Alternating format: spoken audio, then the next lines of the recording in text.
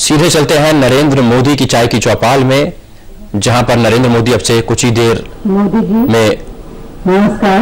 रूबरू हो रहे हैं हम जनता से। सभी महिलाओं की तरफ से आपका अभिनंदन करती हूँ। आपने कई बार महिलाओं को होम मेकर से आगे निकल के नेशन बिल्डर बनने के लिए कहा है कि वो नेशन मेकर बने। ये किस प्रकार संभव है? आप प्रधानमंत्री बनने के बाद इसको कैसे लागू करेंगे, मैं ये जानना चाहती हूँ। शुरुआत इस बात से हो कि इतनी बड़ी संख्या में भाई पुरुष देख रहे हैं, उसकी जगह पे आज तो कम से कम महिलाएं दिखाई दे। कैमरा के सामने सारे पुरुष वर्ग ने कब्जा कर लिया है। यही मानसिकता सबसे बड़ी समस्या है। ये बात सही है कि होम मेकर से नेशन मेकर, हमारी नारी शक्ति कैसे बने।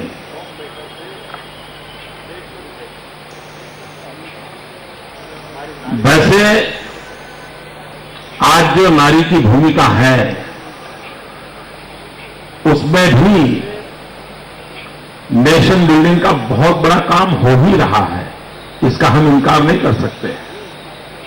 जिस मां ने छत्रपति शिवाजी को जन्म दिया होगा, जिस मां ने अब्दुल कलाम को जन्म दिया होगा, जिस मां ने सचिन तेंदुलकर को जन्म दिया होगा, जिस मां ने ऐसी सक्षम हमारी बेटियों को जन्म दिया, साहस करने के लिए अवसर दिया, उन माताओं ने भी बहुत बड़ा कंट्रीब्यूशन किया है, बहुत बड़ा कंट्रीब्यूशन किया है। लेकिन इसके साथ साथ ये भी उतना ही महत्वपूर्ण है, एक जो सबसे बड़ा संकट मैं हमेशा अनुभव करता हूं वो है भेदभाव। सारी समस्याओं की जड़ में है भेदभाव। परिवार में भी बेटे की तरफ देखने का दृष्टिकोण एक, बेटी की तरफ देखने का दृष्टिकोण दूसरा। बगल के गांव में पढ़ने के लिए जाना है, बेटा है कहां बेटा जाओ, बेटी नहीं बेटा दूसरे गांव में तुम मत जाओ। ये जो एक फीमेल साइकोसिस भी है, एट द सेम टाइम भेदभाव भी है। इससे मुक्ति पाना, इसके लिए एक सामाजिक जागरण भी, अवसर भी, ये वातावरण बनाना बहुत आवश्यक है। समय की मांग है कि नारी के लिए कुछ चीजों के विषय में नो कॉम्प्रोमाइज एटीट्यूड होना चाहिए। जन्म लेने का स्वातंत्र आज नहीं है। आज हम सेक्स रेशियो देखें तो कितनी पीड़ा होती है। उसको जन्म लेने का स्वातंत्र हो, उसको शिक्षा पाने का स्वातंत्र हो, उसको स्वस्थ रहने के लिए जो कुछ भी आवश्यक है उसको पाने का स्वातंत्र हो, शादी कब करनी उसका निर्णय करने का उसको स्वातंत्र होना चाहिए, परिवार कब बनाना उसका स्वातंत्र उसको मिलना चाहिए, परिवार कितना बड़ा बनाना, 2 बच्चे चाहिए, 3 चाहिए, 1 चाहिए, नहीं चाहिए, उसकी आवाज होनी चाहिए, उसको स्वतंत्रता होनी चाहिए, उसको कैरियर तय करने की स्वतंत्रता होनी चाहिए। हर चीज अगर उसकी किसी और पर डिपेंडेंट होगी तो वो परिणाम हम चाहते होकर नहीं मिलेगा। और इसलिए भेदभाव से मुक्ति कैसे मिले, और मैंने जैसे कहा freedom of birth, freedom of education, ऐसे अनेक बातें हैं जिस पर अगर हम बल देते हैं तो हम इच्छित परिणाम प्राप्त कर सकते हैं।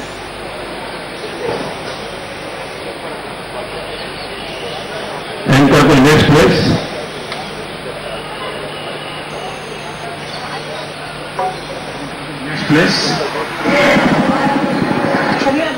चलिए हम अगले सवाल की तरफ चलते हैं। रांची से हमारे साथ मौजूद है कुछ लोग, काफी समय से इंतजार कर रहे हैं, काफी इंतजारिक लग रहे हैं सवाल पूछने के लिए।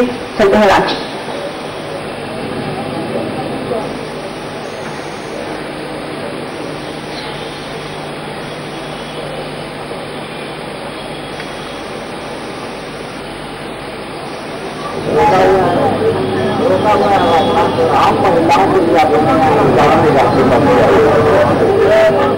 नमस्कार मोदी जी, नमस्ते जी। मैं आपकी पिछली सवाल से इस सवाल को कंटिन्यू कर रही हूँ। मेरा ये कहना है कि एजुकेशन और लिटरेसी जो है ये वुमेन एम्पावरमेंट के लिए जो बहुत अहम पहलू है, और अब जहाँ even after 60 years of independence हम लोग अभी भी 20% पुरुष के लिटरेसी के लेवल में हम अभी भी पीछे हैं, और झारखंड जैसा एक राज्य में इसका और भी ज्यादा प्रभाव है। तो इससे क्या हम लोग कुछ कर सकते हैं, इससे हम लोग कुछ और क्या कोई चर्चा कर सकते हैं, या इससे हम कोई विशेष ध्यान दे सकते हैं क्या? आपने एक बहुत अहम सवाल पूछा है और आपकी चिंता से मैं 100% सहमत हूं। महात्मा गांधी कहा करते थे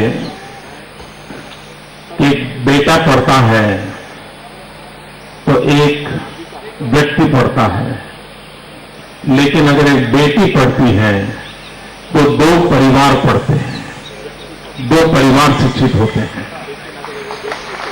और मुझे तो कभी कभी लगता है कि अगर नारी शिक्षित है तो न सिर्फ 2 परिवार, 2 पीढ़ी शिक्षित होती है। इतना इसका असर होता है, और इसलिए विमेन एजुकेशन पर हमने बहुत ही बल देना होगा। मैं जब नया नया गुजरात में मुख्यमंत्री बना तो गर्ल चाइल्ड एजुकेशन में हमारी हालत बड़ी खराब थी, बहुत पीड़ादायक थी।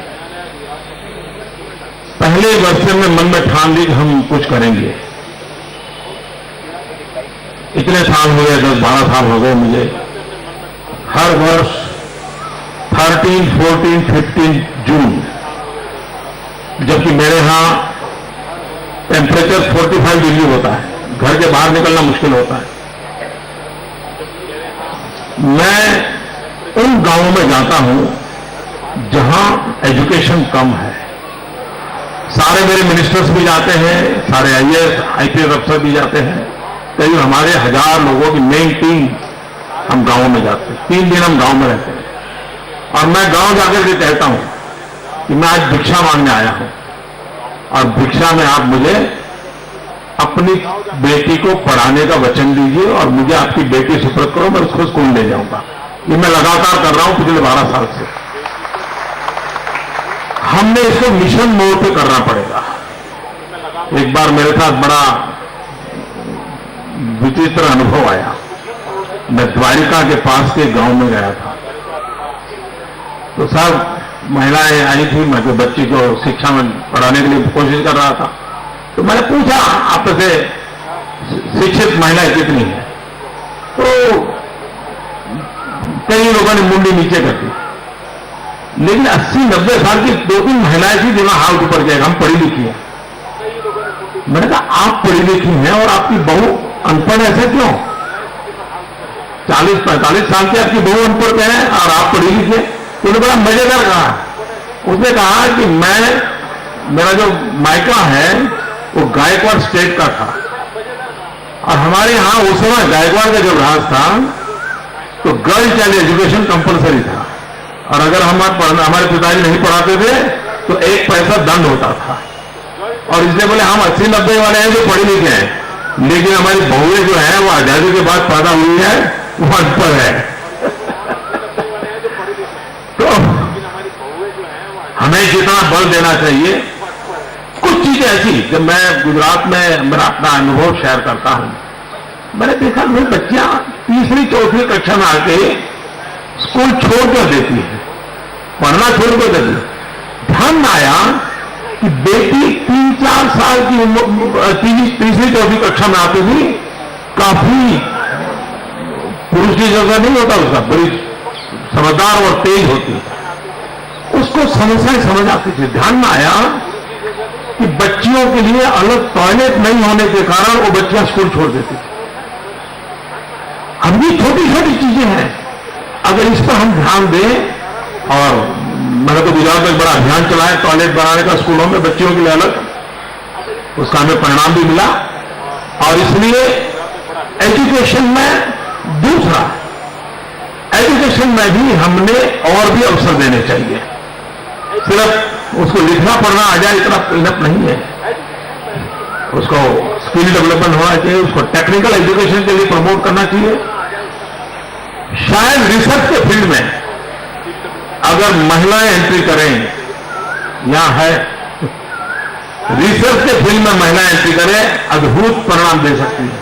वो इतना फोकस और इतने फोकस एक्टिविटी करने की उनकी आदत होती है, एक नई पीढ़ी को बहुत कुछ दे सकती है। यानी सिर्फ प्राइमरी एजुकेशन नहीं, लिटरेसी नहीं, और भी बहुत चीजों पर फोकस करके अगर हम बल दें, उनके लिए कुछ सुविधाएं भी विकसित करें, ऑनलाइन एजुकेशन का भी हम प्रयास करें।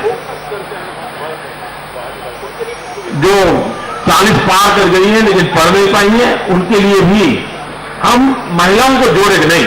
ठीक है, आपको कैसा लगता है, आपके परिवार में कोई मां अनपढ़ है तो क्या करोगे?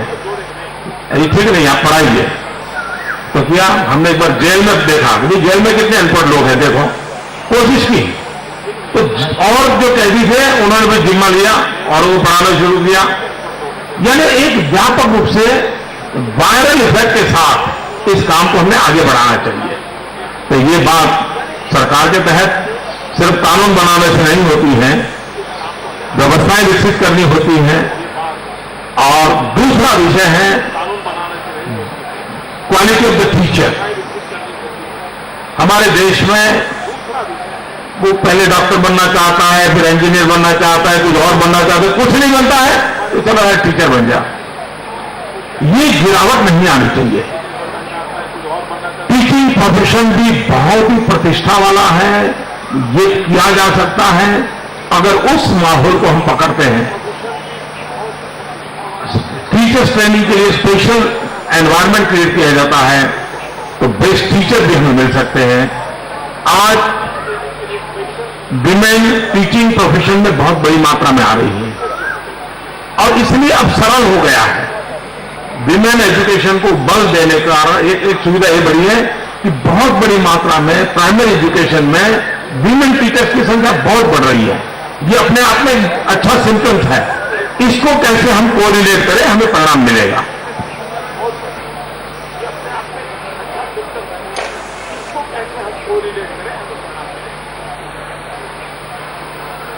चलिए अब सीधा चलते हैं हम काफी कदमी, जहां पे लोग इंतजार कर रहे हैं अपने प्रश्न को लेकर।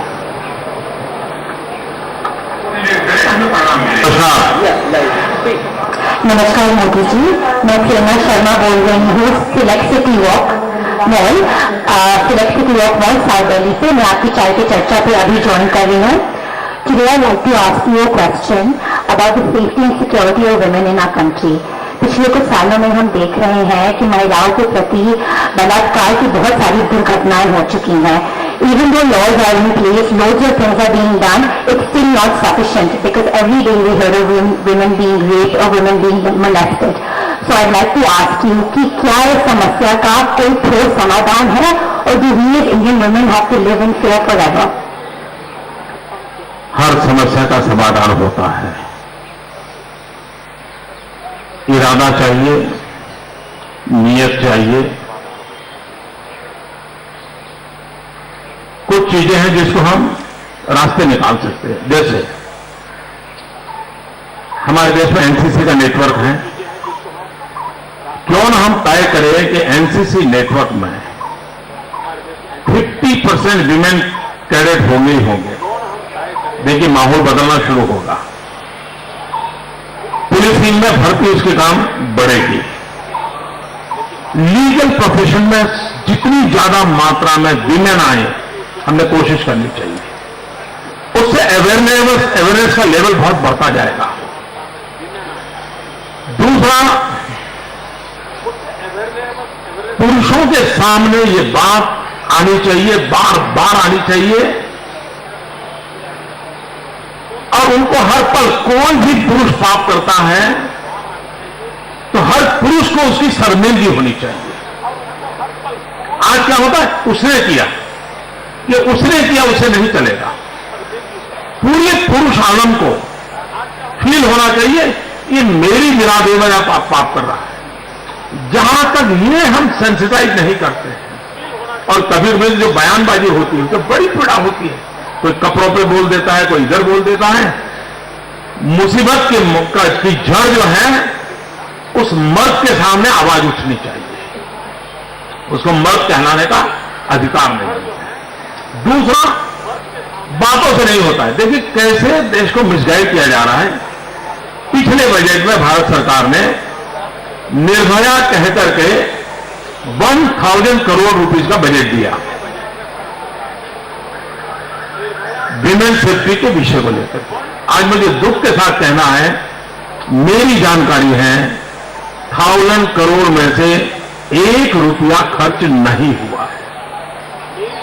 इतना ही नहीं, इस बार फिर बजट में निर्भया के लिए 1000 करोड़ स्कीम में 1000 करोड़ दूसरा डाला, कुछ नहीं हुआ। इतना ही नहीं, अभी कुछ दिन मैंने पहले पढ़ा था, सचमुच मैंने इंक्वायरी नहीं की है, मैंने अखबार में पढ़ा था, विमेन के लिए 181 कॉल सर्विस शुरू की गई और कहते हैं वो बंद हो गई। क्यों बंद हो गई? तो वो जो कॉल सेंटर में काम करने वाले लोग थे उनको सरकार ने पेमेंट नहीं किया। ये चीजें जो है बताती हैं कि कितना नॉन सेंसिटिव एटीट्यूड है, ये क्या क्या तरीका है। हर पुलिस स्टेशन में सीसीटीवी कैमरा क्यों ना हो, पुलिस थाने में महिलाएं आती हैं तो उनको रिस्पेक्टेबल व्यवस्था से उनके लिए अलग कमरे में बातचीत करने की व्यवस्था हो, पुलिस थाने में एक विमेन पुलिस अफसर हो जो कोई भी महिला आती है तो तुरंत उसको अटेंड करे। छोटी छोटी चीजों को अगर हम जाल बना दें तो अपने आप में परिस्थितियों को हम बदल। हमने एक छोटा सुझाव मैंने दिया था नॉर्थ ईस्ट के सभी चीफ मिनिस्टर्स को, या नॉर्थ ईस्ट की सब लेडीज बैठी हैं, मैं उनको रिक्वेस्ट किया था कि मैंने गुजरात का भी किया था, मैंने कहा था कि मैं आपके हर स्टेट से 200 विमेन पुलिस को गुजरात 2 साल के लिए ले जाने के लिए तैयार हूं और हर 2 साल के बाद नई बैच।